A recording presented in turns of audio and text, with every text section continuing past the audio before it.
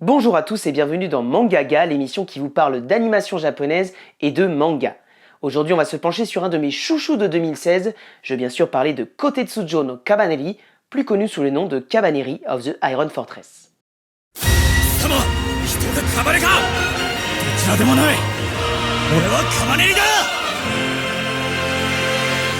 Est-ce que vous avez aimé l'attaque des titans? Est-ce que vous aimez la belle animation? Est-ce que les zombies ça vous file une trique de dingue? Eh bien malgré le fait que vous soyez super flippant, cet anime est fait pour vous. Kabaneri of the Iron Fortress est une série d'animation japonaise produite par Wit Studio et diffusée dans la case horaire Noitamina de la chaîne Fuji Télévision entre 23h et minuit heure japonaise. Elle a duré de avril à juillet 2016 et comporte 12 épisodes d'environ 20 minutes. Petit point scénario maintenant. Dans le pays de Hinomoto, les humains sont obligés de se terrer dans des stations, des villes entourées de murailles, afin de se protéger des zombies appelés Kabane, qui possèdent un cœur de métal, leur seul point faible. Pour se déplacer entre les abris, ils utilisent des trains à vapeur blindés, des fameuses Iron Fortress, qui servent aussi de ville mobile, un peu à la manière de Snowpiercer. L'histoire va nous faire suivre le parcours de Ikoma, jeune ouvrier ferroviaire, qui va combattre aux côtés de Mumei, les deux n'étant ni humains, ni Kabane, autrement dit, des Kabaneri. Et là, ça fait des clics.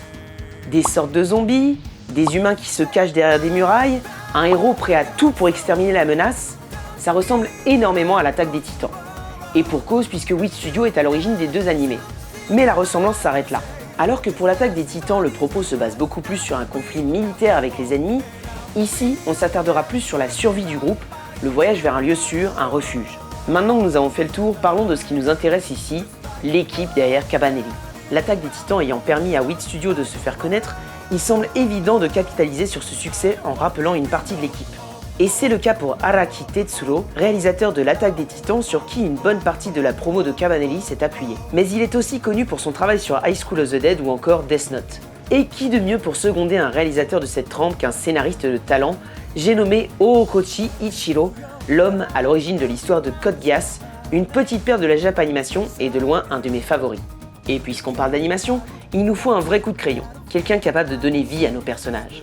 Et c'est là qu'entre en scène Mikimoto Haruhiko, chara-designer reconnu pour son travail sur Gunbuster et les séries Macross. Son style reconnaissable donne à Kabaneri un aspect très oldies et lui permet de se démarquer du côté un peu lisse des productions actuelles. Ne manque plus que l'élément qui donnera vie à notre projet, la petite touche finale au tableau, la musique. Et encore une fois, on retrouve une tête connue de l'attaque des titans puisque c'est Sawano Hiroyuki qui nous offre ici une bande son dont il a le secret. Le gaillard étant pas mal en vogue ces temps-ci, vous n'avez pas pu manquer ses musiques. Sur l'attaque des titans bien sûr, mais aussi dans Xenoblade Chronicles, Seven Deadly Sins ou encore Kill la Kill.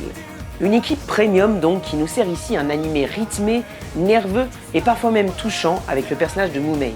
Pour ce qui est des seiyuu, les voix des personnages, on retrouve Hatanaka Tasuku dans le rôle d'Ikoma et Senbongi Sayaka dans le rôle de Mumei, des petits nouveaux qui apportent une fraîcheur et une interprétation toujours juste. Pour finir et vous donner un petit aperçu de ce qui vous attend dans Kabaneri of the Iron Fortress, voici un florilège des moments dits Sakuga, ou pour faire simple, les perles d'animation, que vous pourrez voir dans les premiers épisodes.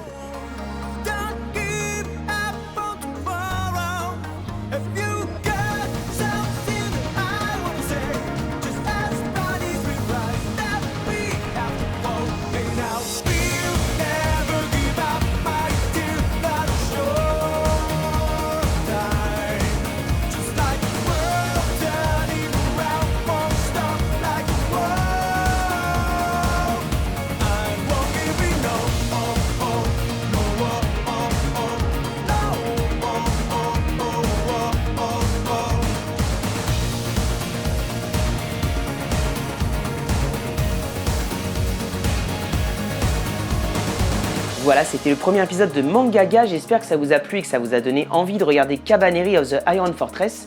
N'hésitez pas à vous abonner à la chaîne afin de ne pas manquer les prochains épisodes, ainsi que les autres émissions de la chaîne, et surtout à partager. Je tiens aussi à remercier Kanipa Effect qui m'a beaucoup aidé dans mes recherches, et je vous invite à suivre sa chaîne.